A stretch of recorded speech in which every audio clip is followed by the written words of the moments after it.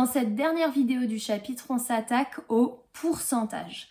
Alors les pourcentages, pareil, c'est quelque chose dont on entend souvent parler, notamment pendant les soldes. Alors on va pas venir regarder les situations des soldes, ça c'est plus le programme de l'année prochaine, mais on va essayer de comprendre avant d'aller plus loin qu'est-ce que c'est déjà un pourcentage. Alors pour ça, je vous ai mis l'étiquette d'une barre de céréales. Et sur cette étiquette, on voit plein de pourcentages. Et j'aimerais comprendre qu'est-ce que ça veut dire. Qu'est-ce que ça veut dire 5%? Alors ici, on est sur des grammes. On voit, c'est une barre de 35 grammes. Il y a des grammes un peu partout, donc on parle de grammes. Qu'est-ce que ça veut dire? Qu'est-ce que ça veut dire? Par exemple, je prends au hasard la ligne sur les glucides, c'est ce qui représente le sucre. Qu'est-ce que ça veut dire qu'il y a 8% de glucides? Ça veut dire que si je mange 100 grammes de ma barre de chocolat ou de céréales, je vais manger 8 grammes de sucre. C'est exactement ce que ça veut dire pourcent. Pourcent, c'est pour 100, le nombre 100. Donc, pour 100 grammes au total de ma barre, je vais avoir mangé 8 grammes de sucre. Alors, qu'est-ce que ça veut dire tout ça? On voit ici sur l'étiquette que une barre c'est 35 grammes.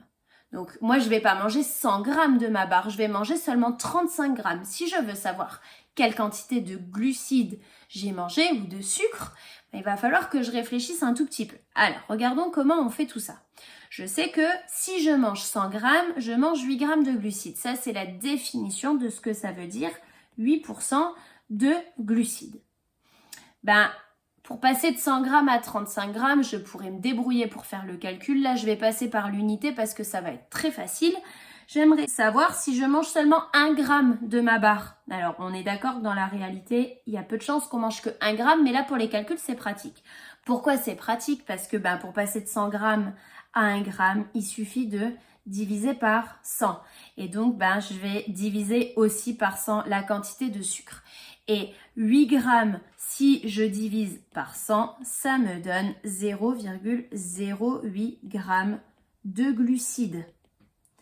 Maintenant que je sais pour 1 gramme, pour 35 grammes, c'est 35 fois plus. Donc, fois 35.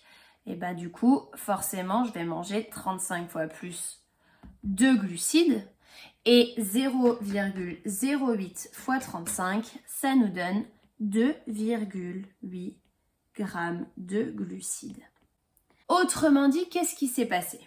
J'ai dû calculer 8% de 35 grammes. J'avais 8% de glucides pour ma barre de 35 grammes. Donc, je veux bien calculer 8% de 35. Qu'est-ce que j'ai fait?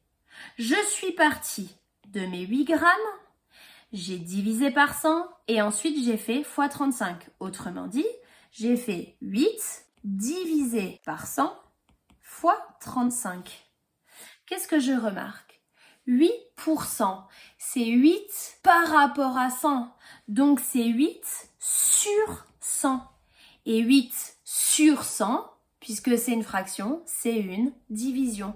Donc, je retrouve bien mon 8 divisé par 100, qui est exactement une autre écriture de 8%. Le 35, il est resté. Et qu'est-ce que je remarque? Je remarque que le 2, il s'est transformé en fois.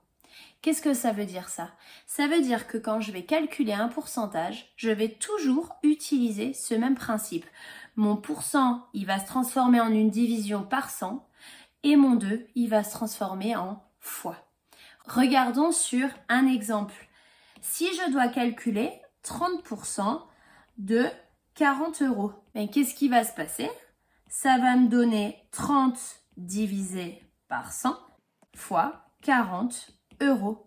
Et je tape ça à la calculatrice et ça me donne 12 € puisqu'on partait de 40 €. Donc 30% de 40 €, c'est 12 €.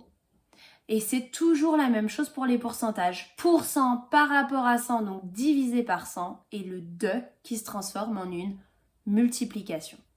Alors, pour terminer les pourcentages, une petite remarque, Il existe quelques pourcentages classiques, j'aurais pu en mettre d'autres, j'ai limité à ça. Si je veux 10% d'une quantité, c'est pareil que divisé par 10. 25%, c'est pareil que 1/4 et 25%, comme c'est 1/4, il suffit de diviser par 4.